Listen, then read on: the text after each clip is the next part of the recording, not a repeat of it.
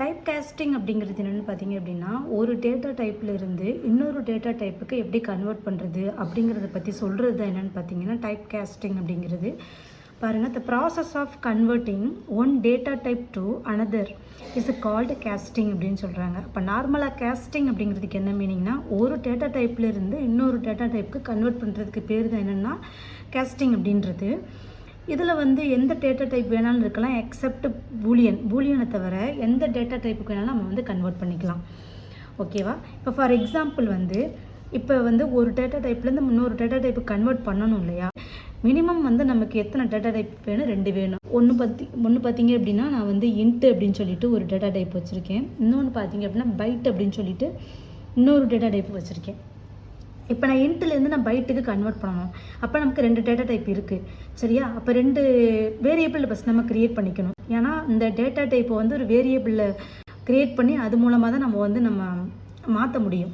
ஓகேவா? அப்போ 2 variable create பண்ணணும். கரெக்டு தானே? ஓகே, அதுக்கான சின்டாக்ஸ் பாருங்கள். சின்டாக்ஸ் புரியணுங்கிறதுக்காக தான் உங்களுக்கு நான் இதை எக்ஸ்பிளைன் பண்ணேன். இப்போ சின்டாக்ஸ் வைஸ் பார்க்கும்போது டைப்பு வேரியபிள் நேம் 2, அதாவது செகண்ட் வேரியபிள் நேமுக்கு நம்ம கன்வெர்ட் பண்ண போகிறோம். எதுன்னு பார்த்தீங்கன்னா ஃபஸ்ட்டு டேட்டா டைப்பை. அதனால தான் இங்கே வேரியபிள் நேம் 2ன்னு கொடுத்துருக்கேன். சீக்வல் டு டைப்பு, என்ன டைப்பை நம்ம மாற்ற போகிறோமோ அந்த டைப்பை இங்கே நம்ம சொல்லணும். வேரியபிள் 1 எதை மாற்ற போகிறோம்? வேரியபிள் 1 கூடிய டைப்பை வேரியபிள் 2க்கு மாற்ற போகிறோம்.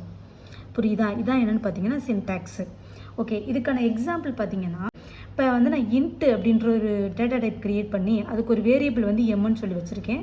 அந்த எம்முக்கு 50 அப்படின்ற மாதிரி வேல்யூ நான் அசைன் பண்ணியிருக்கேன். ஓகேவா? அதாவது இன்டிஜரில் 50 அப்படிங்கிற வேல்யூ நான் அசைன் பண்ணியிருக்கேன்.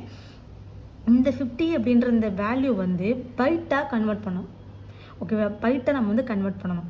இப்போ இந்த சின்டாக்ஸ் வைஸ் நம்ம கன்வெர்ட் பண்ணலாம். இப்போ நம்ம எதுவாக கன்வெர்ட் பண்ண போகிறோம்? பைட்டாக. அப்போ இந்த டைப் என்னென்னு கொடுக்கணும்? பைட்டுன்னு நம்ம கொடுத்துக்கணும். பைட்.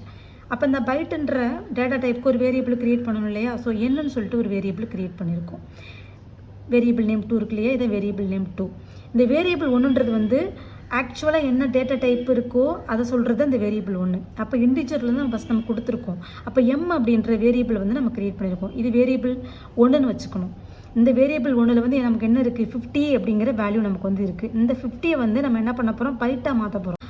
அப்போ பைட் அப்படின்ற டைப்பை மென்ஷன் பண்ணிவிட்டு அதுக்கான வேரியபிள் நேம் நம்ம க்ரியேட் பண்ணிக்கணும் என்னன்னு சொல்லிட்டு.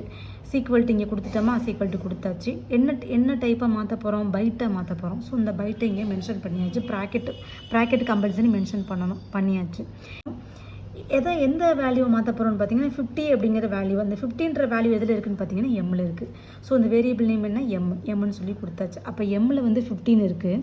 இந்த 50 எதில் ஸ்டோர் ஆயிருன்னு பார்த்தீங்க அப்படின்னா பைட்டில் உட்காந்துருக்கும். பைட்டில் என் அப்படின்ற இந்த வேரியபிளில் உட்காந்துருக்கும். ஸோ இதான் என்னென்னு பார்த்தீங்க அப்படின்னா காஸ்டிங் அப்படிங்கிறது. ஒரு டேட்டா டைப்லேருந்து இன்னொரு டேட்டா டைப்புக்கு கன்வெர்ட் பண்ணுறது. அப்போ எனக்கு இந்த எம்ன்ற வேல்யூவில் இருக்கக்கூடிய வேல்யூ என்னன்ற பைட்டு வேல்யூவில் உட்காந்துருச்சு, வேரியபிளில் உட்காந்துருச்சு. ஸோ இதுதான் என்னென்னு பார்த்தீங்க அப்படின்னா டைப் காஸ்டிங் அப்படிங்கிறது. அப்போ மினிமம் நமக்கு 2 வேரியபிள் நேம் வேணும். ஒரு வேரியபிள் நேமில் ஆக்சுவலாக என்ன டேட்டா டைப்பில் இருக்கோ அது இருக்கும். செகண்ட் வேரியபிள் நேமில் என்னென்னா என்ன டைப்பில் மாற்ற போகிறோமோ அதில் நம்ம மாற்றணும். ஓகே, இது உங்களுக்கு புரிஞ்சிருக்குன்னு நினைக்கிறேன். அடுத்து என்னென்னு பார்த்தீங்கன்னா, casting into a smaller type may result in a loss of data. என்ன சொல்கிறாங்க அப்படின்னா, இப்போ இன்ட்டையும் பைட்டையும் கம்பேர் பண்ணும்போது இன்ட்டு லார்ஜரான ஒரு டேட்டா டைப்பு பைட்டை விட கம்பேர் பண்ணும்போது பைட்டு ஸ்மாலரான ஒரு டேட்டா டைப்பு. அப்போ இங்கே என்ன சொல்கிறாங்கன்னா, casting into a smaller type may result in a loss of data. அதாவது லார்ஜர் டேட்டா டைப்பில் உள்ள ஐட்டத்தை ஸ்மாலர் டேட்டா டைப்புக்கு மாற்றும் போது நமக்கு டேட்டா லாஸ் ஆகும்னு சொல்கிறாங்க. ஸோ சேம் திங் இங்கே உள்ளது மாதிரியே தான். இங்கே லார்ஜரான ஐட்டம் என்ன 50 பைட்டில் லோயரான பைட்டில் ஸ்டோர் பண்ணும்போது இங்கே நமக்கு டேட்டா லாஸ் ஆகிறதுக்கு வாய்ப்பு இருக்குது. ஸோ அதை தான் இங்கே நம்ம சொல்லியிருக்கோம். அடுத்து என்னென்னு பார்த்தீங்கன்னா, casting a floating point value to an integer will result in a loss of the fractional part. இதில் என்ன சொல்லியிருக்காங்க அப்படின்னா, இப்போ ஃப்ளோட்டிங்கில் ஒரு வேல்யூ நம்ம கொடுக்குறேன்னு வச்சுக்கோங்க. ஃப்ளோட் b equal to 3.14 அப்படின்னு சொல்லிட்டு ஒரு வேல்யூ இனிஷியலைஸ் பண்ணிவிட்டு, இதுக்கு பேர் இனிஷியலைசேஷன்.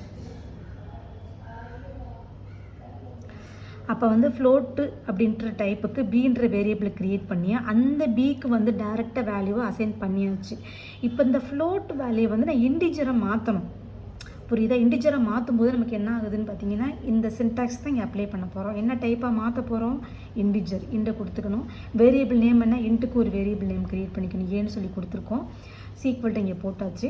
டைப்பு எந்த டைப்பை மாற்ற போகிறோம்? இன்டிஜராக தான் மாற்ற போகிறோம். ஸோ இன்ட்டை இங்கே வந்து ப்ராக்கெட்டில் மென்ஷன் பண்ணிடணும். எதை வந்து இன்டிஜராக மாற்ற போகிறோம்? ஃப்ளோட்டை வந்து மாற்ற போகிறோம். அப்போ ஃப்ளோட்டுக்கான வேல்யூ எதில் ஸ்டோர் பண்ணியிருக்கோம்? பியில் ஸ்டோர் பண்ணியிருக்கோம். அப்போ இந்த பி இங்கே கொடுத்துடணும். அப்போ இந்த பியில் வந்து நமக்கு என்ன வேல்யூ ஆக்சுவலாக இருக்குது? 3.14 இருக்குது. இது வந்து இன்டிஜராக மாற்றும் போது நமக்கு என்ன பண்ணணும்னா இந்த ஃப்ராக்ஷனல் பார்ட்டை அப்படியே ஸ்கிப் பண்ணிடும். அப்போ நமக்கு ஆன்சர் வந்து என்னென்ன ஆகும்னா 3 தான் ஸ்டோர் ஆகும். அதை தான் இங்கே கொடுத்துருக்காங்க. Casting a floating point value to an integer will result in a loss of the fractional part. அப்போ இந்த fractional part இந்த 4 இருக்கு இல்லையா, இது வந்து ஸ்கிப் பண்ணிடும், லாஸ் ஆயிரும், இந்த டேட்டா லாஸ் ஆயிரும் அப்படின்னு சொல்கிறாங்க. ஓகேவா? இதுதான் என்னென்னு பார்த்தீங்கன்னா டைப் காஸ்டிங் அப்படிங்கிறது. டைப் காஸ்டிங்னா வெறும் சிம்பிள் தாங்க. ஒரு டேட்டா டைப்லேருந்து இன்னொரு டேட்டா டைப்புக்கு கன்வெர்ட் பண்ணுறதுக்கு பேர் தான் காஸ்டிங் அப்படிங்கிறது. எக்ஸப்ட் எதை தவிர, பூலியானை தவிர நம்ம எல்லாத்தையுமே நம்ம கன்வெர்ட் பண்ணிக்கலாம்.